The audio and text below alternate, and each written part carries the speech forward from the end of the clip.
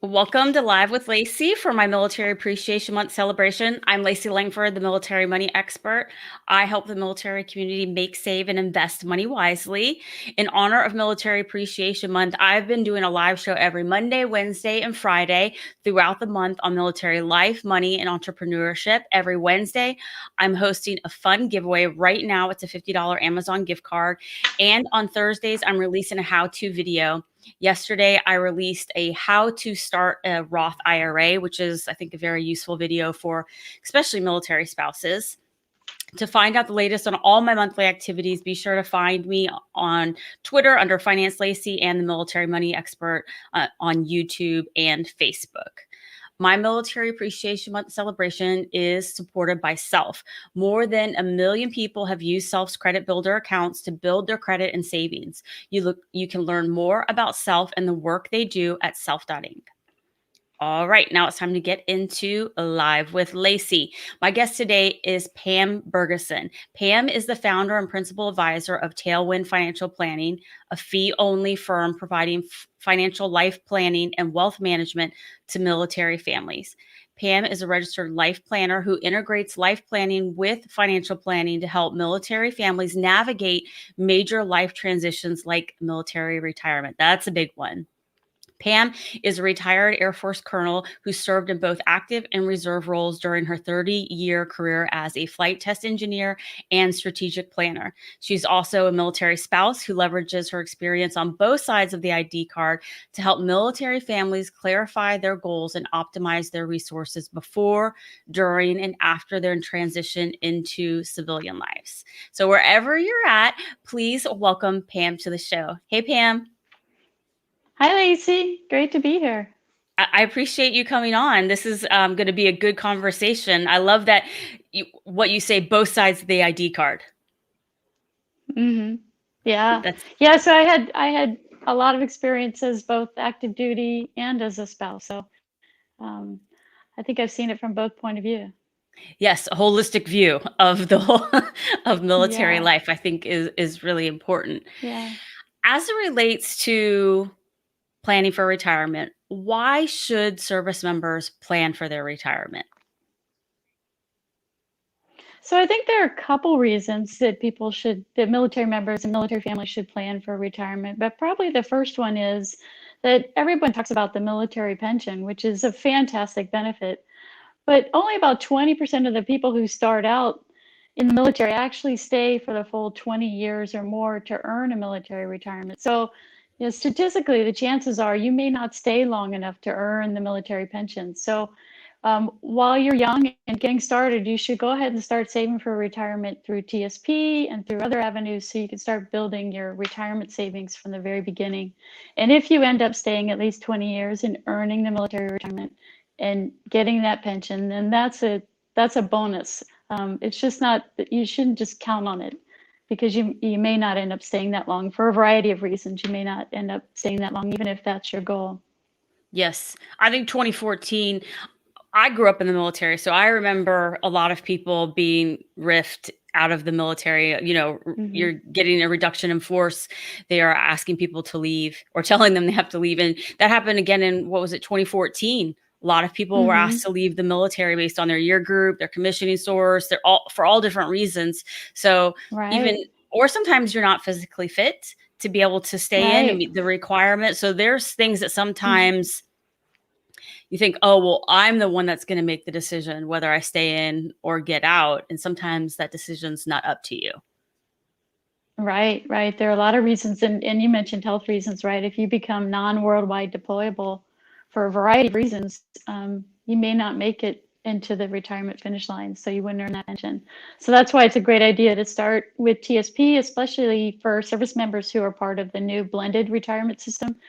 It's a great idea to jump into TSP right away from the beginning of your career. I'm sorry, I just realized we were almost matching, Pam. While you were talking, it's like we almost have Yeah. similar shirts on today. We didn't plan it, but just We fun didn't plan Friday it. matching It's outfits. like grade school. Yes. Well, I want to ask, for those that stay in and receive the retirement, is it enough to live off of? I think that's something people don't think about their quality of life and how much they're earning on active duty and what that would look like in retirement. I think in general, just understanding how much money you're going to need yearly in retirement, but will the retirement pay that people receive each month be enough? So the chances are probably not, because if you retire at 20 and you're under the legacy retirement system, that's a factor of 50% of your base pay, which isn't all the pay you're getting in your paycheck right now, because you've got basic allowance for housing and subsistence and potentially other pays that are coming in that are bumping up your pay. So I think most people have a really hard time living off of less than half of what they have coming in from the military paycheck. So you're going to have to supplement that. And the other factor is if you do retire in your 40s, you've got a long time until your retirement age, eligible from a Social Security point of view. So you've got another 20 years at least until you're eligible to start drawing your Social Security, which would bump up your military pension a little bit and cover a few more expenses. So I think it's important for people to save for retirement and anticipate that the military retirement pension is great. It's fantastic. It has a cost of living adjustment, which is phenomenal, but it's not going to cover your normal expenses unless you're really like a hardcore super saver, fire movement, live on 20% of your income kind of family. It's not going to be enough. Yeah, unless you really like ramen and low cost food. That's right. That's right. Yeah. I mean, it's one thing to live like a student or an airman, when you're in your 20s, but you're probably not going to be able to live on that level of income the rest of your life. So yes, I think that's really important for people to start tracking now, that there has to be some type of supplement in there. And I like that you pointed out that you've got a long way if you retire at 40 till you can get your Social Security. And what are you going to do for employment or money until then? What are some of the factors that people should consider in their retirement planning, things that they should have on their radar to prepare? So I think one of the most important things to do is to just get started as early as possible in your career. And by that, I mean, a lot of people get really intimidated by the idea of saving for retirement. They have this big number in mind that, though, I need $1 million or I need some other large number, and they get really intimidated by it. And then the media has all this information now about all this crazy things like Bitcoin and Tesla and GameStop. And so they maybe start to get confused and think that they have to pick the one right investment and they've got to time it just perfectly and a miracle will happen and they'll have enough money for retirement. And that's not really how it works. The most important thing to do is get started early and just keep it simple, right? KISS, keep it simple. Just choose a low cost investment, which TSP is probably the lowest cost retirement savings vehicle in the world, or at least in America. So start with your TSP, keep it simple, keep your expenses really low by choosing index-based funds. Keep it simple in terms of choosing a broad-based diversified portfolio by choosing a target date fund. In terms of TSP, that's the life cycle funds. You just pick the life cycle fund that fits the date or the era where you're going to turn 60, 65 years old, and keep it simple, just invest in that. So don't feel like you have to time the market or pull off some magical GameStop stock, event in order to have enough money for retirement. Yes, I live by that mantra, keep it simple, because that's the temptation, is to complicate it. Well, I have to know all of these other things and factor them in. But no, if you do some basic things, then you'll be on the right track. Plus, it's easier to manage. Right. Right. And by keeping it simple, the other thing you can do is just set it to autopilot. So in TSP, you can set it to pull a certain percent of your base pay, and then every year just ramp that up a little bit until you can max it out. And so that way you don't even have to think about it anymore. Even with IRAs, I recommend people get started, put it on autopilot, and then don't even think about it anymore. Just let time do its job and grow your investment.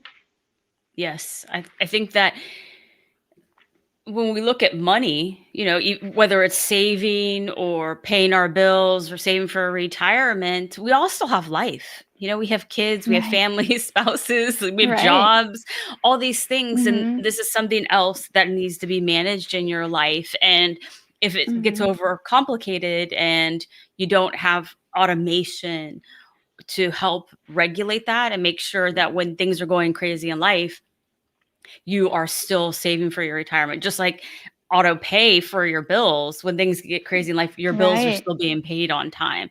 So I think keeping it Right. simple and making a plan is, I think, really important. Mm-hmm. Really important. Yeah. Yeah. The other challenge I see people face is that they want to save for their children's college education, and they try to weigh, what am I going to do? I can't afford to do both, or I can't do I can't do as much as I want for my children's college education at the same time as my retirement.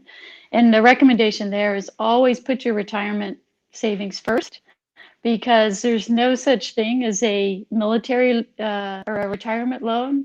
There's student loans, right? When your children get to college, if there's not enough money, there's student loans, but there's no such thing as a retirement loan. So it's kind of like on an airline when the flight attendants tell you to put your own mask on first and then help your children sitting next to you. That's the same recommendation I would make with saving for retirement. And then if you have any money left over, do some saving for college. I love that point that you brought up, that there are student loans, there's not retirement loans, that you really do need to put yourself first. And if Mm-hmm. you don't have money for your retirement, who do you think is going to end up taking care of you? Yeah, yeah, you better hope your kids love you, right? Yes, yes. Well, we are Yeah. big on communication. We tell our children, we're not paying for you to go to school. That's our personal preference. My husband and I Mm-hmm. both paid our way through college, and we want our kids to have some type of ownership. We'll help them with like room and board and some other things, but they Right. understand that they're going to also have some skin in the game. Yeah. Yeah. Yeah. Exactly. Yeah. When it comes to people's TSP, so they do the right thing, they set up the TSP or they got put into the TSP if you're BRS, and they're saving for retirement.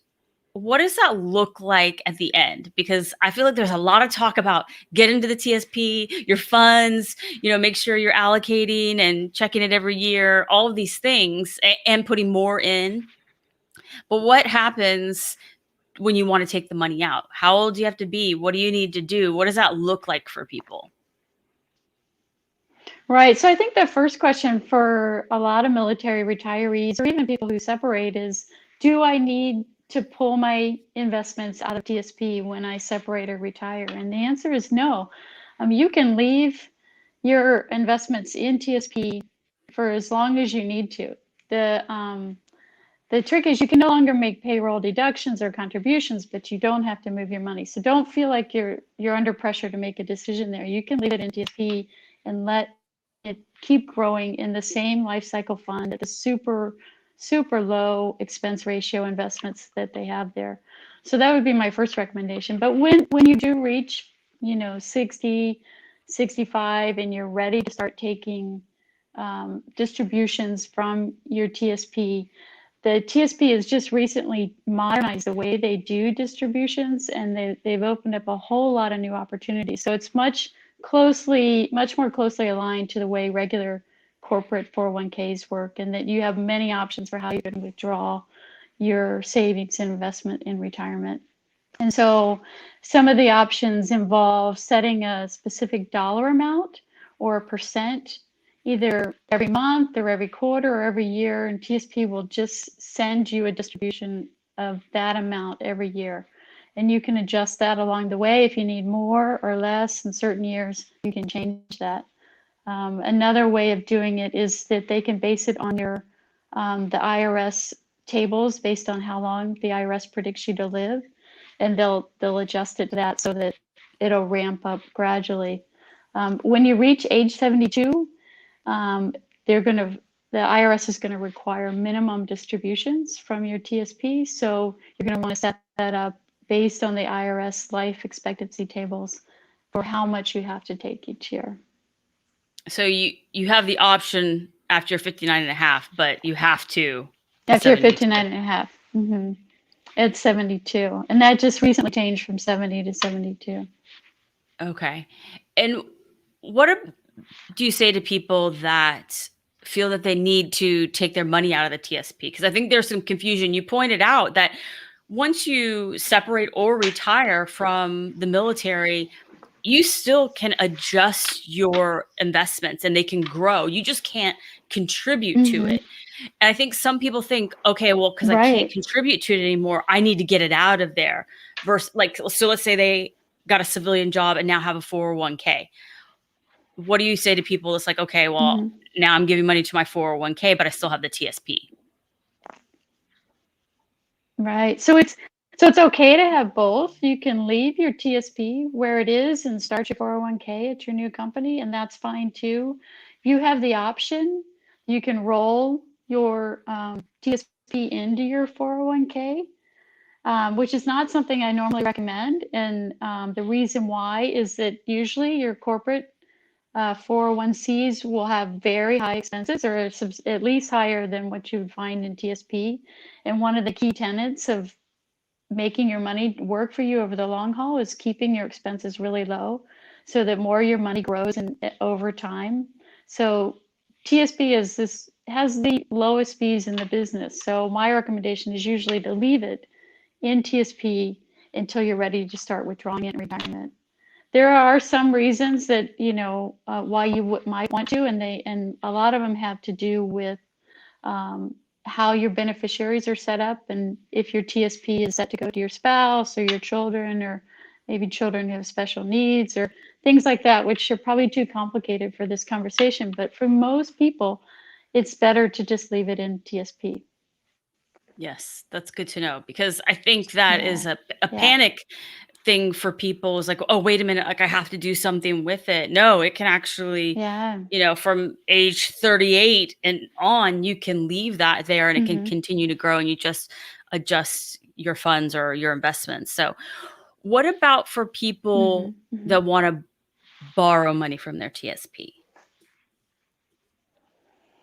So that's a really tough one, right? Personally, and working with my clients, I highly discourage borrowing from TSP or 401k. In this past year with COVID and the CARES Act, the Congress made it easier to do just that. And so a lot of people just really needed to do it. And I understand there's situations where there's just no other option.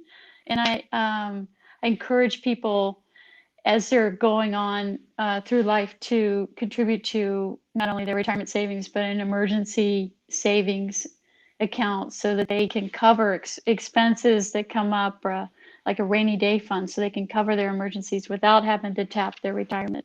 Because there's penalties and other things involved if you access TSP or 401k retirement assets early. Yes, I think if you think it's hard now, it's going to be harder when you're 80 and not working. That's right. Exactly. Exactly. Yeah. Yeah. So I And that would be my last resort to tap your TSP early. yeah, I think too that people don't realize because it is easy to borrow money, to get a credit Mm-hmm. card, to take out a loan. But when you get older, people don't want to loan you money because they don't know how long you're going to live. And so at 80, Right. if you need money, it's going to be very hard to get it. Yeah, it will be. Yep. I think a And lot of and people so don't many track people in right are not keeping track of that. Right. And I think people underestimate how long they're going to be retired and how long that money really needs to last, because we get through our military retirement, which I call little R, right? And then we go through potentially another career and retire for real in our 60s, still from 65 until 85 or 90. That's a long time. You've got to really build up a really large investment resource to last, over the next 2.5, maybe even 3 decades. If you have longevity in your family and you're going to live to 95 or something, it's going to have to last a long time. In fact, it may need to last as long in retirement as it took you to build it in the first place. So, Yes. I like how you broke down the little R because I think when you're in the military bubble and you've been doing it for 20 years, it's like, well, this is it. this is my big retirement, like it's all over. No, Mhm. you still like, especially if you're 38 or 40 years old, it's like you still got a long haul. You're Yeah. probably gonna have a second career and probably working another 20 years at least. Mhm. And then you're gonna have your retirement years. So you're not, let's not call it quits just yet. Like there still needs to Right. be like a plan. And I feel like often that is what everybody in the military is looking towards. It's like, okay, I'm working towards retirement. I'm going to get Mhm. that pension. I'm going to get the medical benefits.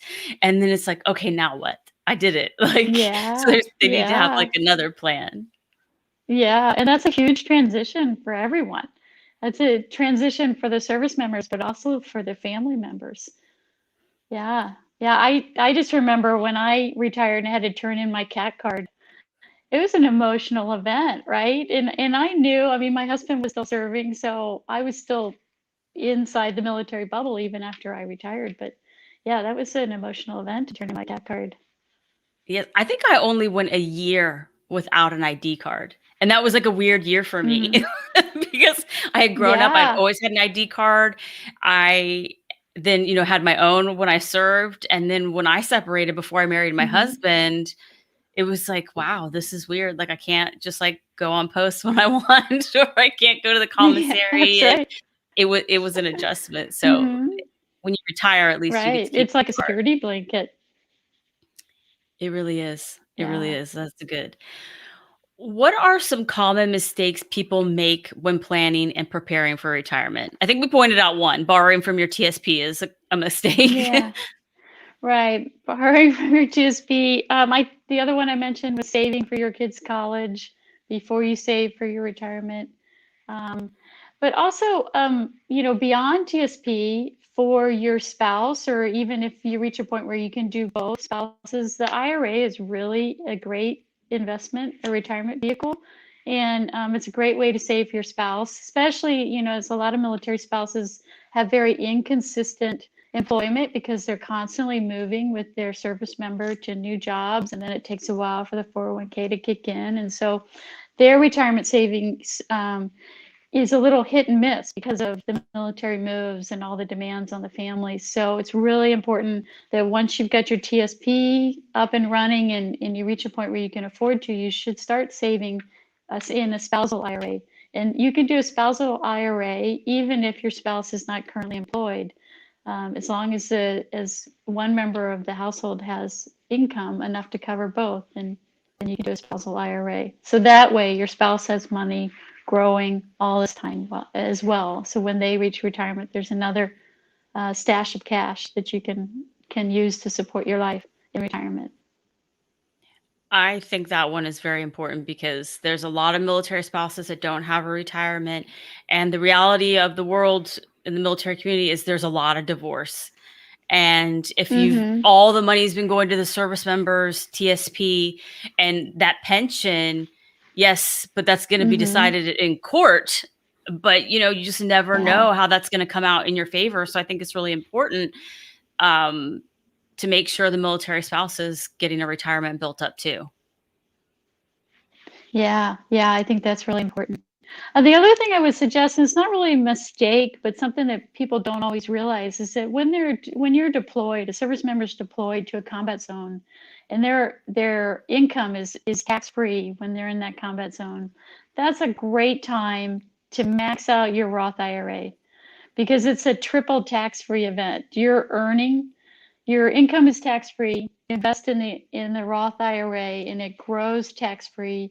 And when you're 60, 70, whenever you need that money, you take it out tax free. So it's like a super opportunity to go all in as much as you can afford in your Roth IRA during your combat zone months of the year. Yes. Free money is always awesome. To not have to not Yes, have to yes. pay that.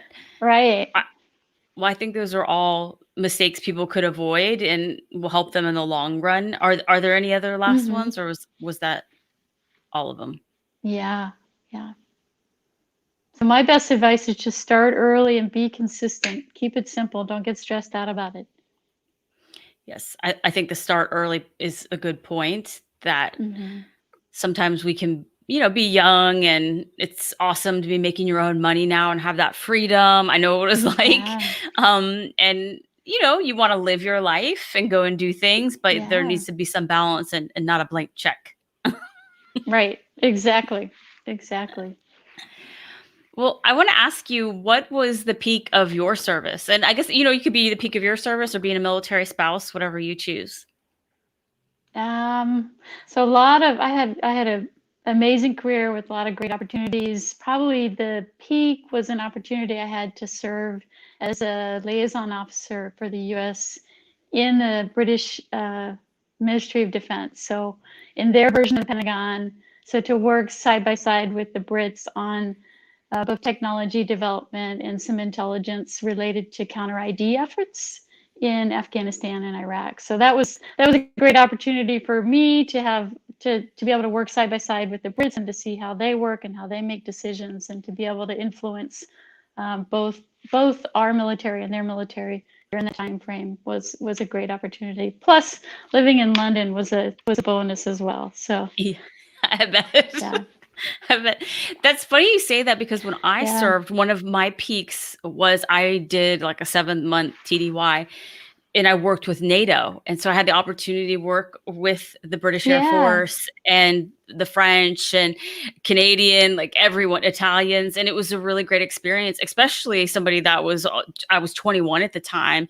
And it was wonderful for me to experience Yeah. different cultures, but also really cool their culture in the military over there. We have our own military culture. It was really cool to see that, and just a great experience. Mm-hmm. So I can appreciate what you're saying, that I can imagine that was a great experience for you. Yeah, yeah, it was a lot of fun. And we were living in London during the 2012 Olympics, so Oh, wow. that was a nice bonus for the entire family. My bonus was I got to live in Italy for 7 months. So that was pretty awesome. That is pretty awesome. Yeah, the Yes. only Yeah. bummer is it was only 7 months, right? It was an adjustment to come home. Yeah. So, They well, know how to live. yes, yes, they do. Yes, they do. They served wine in the chow hall. Hmm. So do the Brits. Yes. So it's like, we don't get that. That's not part of our culture. No, no. Yeah. Well, I really appreciate you being here and doing this. Can you tell everybody watching where they can learn more about you? Sure. I appreciate you having me on today on the beginning of our Memorial Day weekend, where we honor our fallen service members. So I appreciate all your work with the podcast this month. But I the best way to find me is through my website, tailwindfp, as in financialplanning.com. And you can follow me on LinkedIn. And if you go to tailwindfp.com, you can sign up for my newsletter. I have a monthly newsletter called Waypoints, where I help military members, transition into their civilian world and their civilian jobs, and make the best of their current assets and their future assets. Wonderful. Well, thank you. I hope everybody will check that out. Thank you again, Pam. I appreciate it. Yeah, thank you, Lacey. All right. I also want to say thank you to Self for the work they do to help others build credit and savings. To learn more about Self and their credit builder accounts, you can go to self.inc. You can find the links to find and follow me, Pam, and Self on social media in the descriptions below. If you haven't already registered for my giveaway, you might want to check that out. $50 gift card to Amazon. You can find the links on Twitter at Finance Lacey, or on Facebook under the Military Money Expert. Be sure to tune in on Monday, Memorial Day, for my final Live with Lacey for a Military Appreciation Month.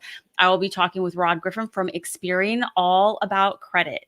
I appreciate you watching and being here, and I hope you have an awesome Memorial Day weekend.